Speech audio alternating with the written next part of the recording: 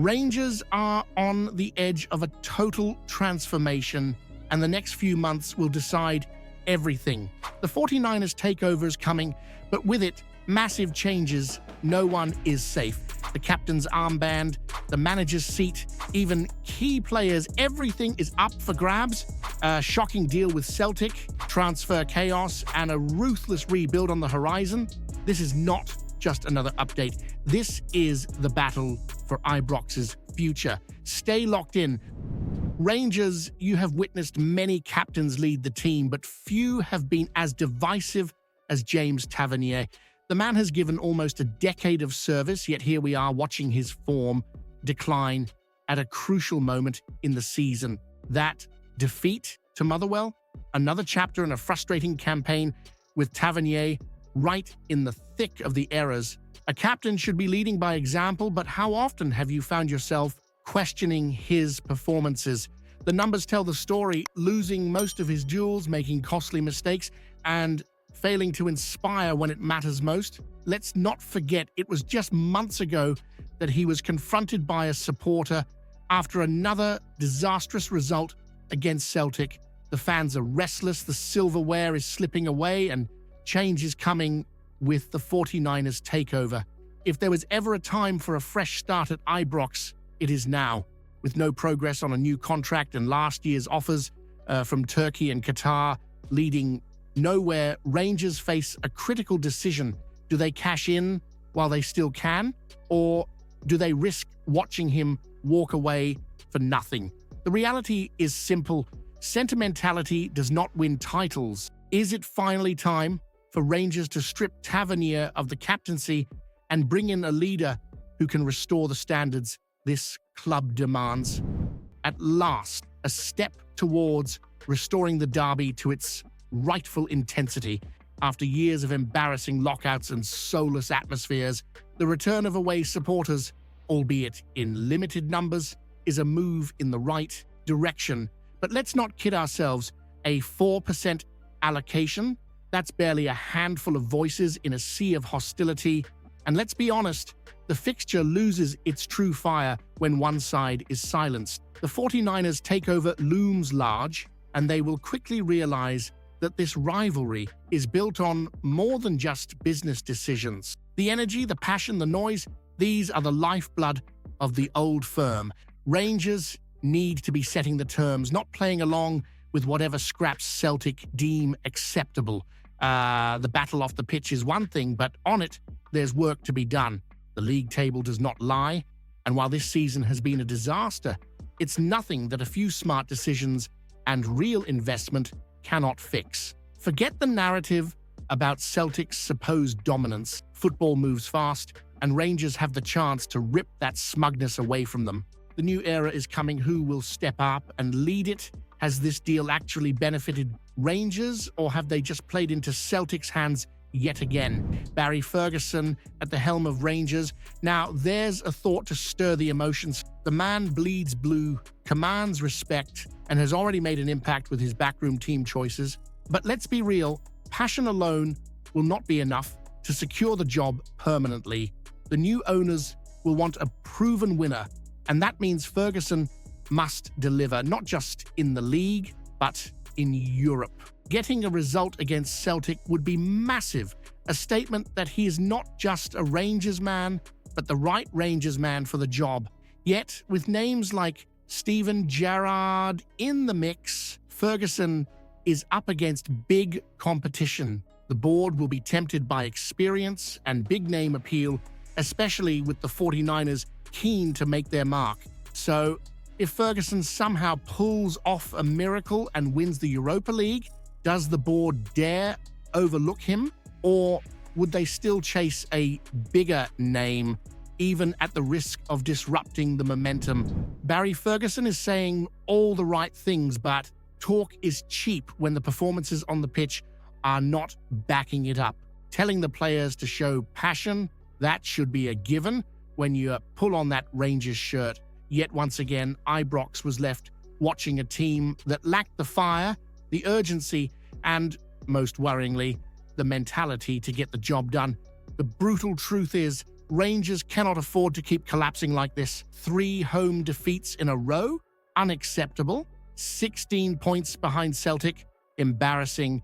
And now with Fenerbahce and a trip to the piggery on the horizon, the season is teetering on disaster. Ferguson speaks about fixing the problem, but does this squad have the mental strength to respond? Rangers need leaders on the park, fighters who refuse to accept second best. So the question is, are the players to blame for lacking the right mentality, or is Ferguson already out of his depth as manager? The chaos at Rangers has reached a boiling point, and now the talk is turning to familiar faces as potential saviors. Steven Gerrard and David Weir, 2 men who have already written their chapters in Rangers history, but are they the right choices to lead the club into a new era? Let's start with Gerrard. Yes, he delivered title number 55, and for that he'll always be respected. But let's not kid ourselves. He took 3 full seasons to reach that goal, and when the hard work of maintaining dominance had to be done, he was out the door at the first sign of an opportunity elsewhere. The argument for his return is that he understands the club, he knows the expectations, and he could bring back a sense of stability. But does he truly have the hunger to take on this challenge again? His spell in Saudi Arabia with Al Ettifaq ended abruptly, and while he may be available, Rangers cannot afford to make a sentimental decision just because his name still carries weight. Then there's David Weir, a player who gave everything for the jersey during his time at Ibrox, winning 8 trophies in 5 years. But we're not talking about bringing him back as a player. This would be a move into the boardroom as a sporting director. At Brighton, he's been instrumental in their success, identifying talent and shaping their recruitment strategy. But would he have the same freedom and influence at Rangers? The club's internal structure has been a mess for years, and there's no guarantee that even an experienced figure like Weir could fix it overnight. There's no doubt that Rangers need strong leadership, both in the dugout and behind the scenes. The team is miles behind Celtic. The league form is a disaster, and the long-term vision seems clouded by constant short-term firefighting. Barry Ferguson is trying to hold things together, but with 3 home defeats in a row and a crucial European tie looming, his chances of landing the job permanently are fading fast. Should Rangers embrace a fresh start and look for new faces with bold ideas, or is a return to Gerrard and Weir the only way to bring stability back to Ibrox? The 49ers are about to step into a club at a crossroads, and their first big decisions in the transfer market will set the tone for what kind of ownership they intend to be. Will they be ambitious and aggressive, ready to back Rangers with the financial firepower needed to compete? Or will they take a cautious approach, playing the long game and waiting for stability before making major investments? The situation with Václav Cerny is the perfect test of that ambition, and how they handle it will speak volumes.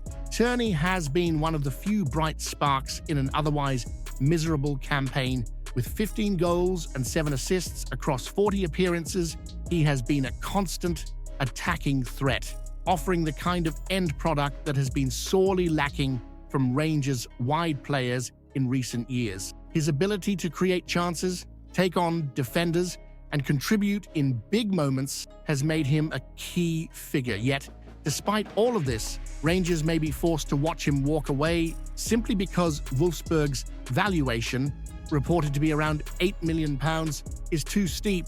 That is the harsh reality of Rangers' financial situation. In an ideal world, a player like Cerny, who has already proven himself at Ibrox, would be snapped up without hesitation.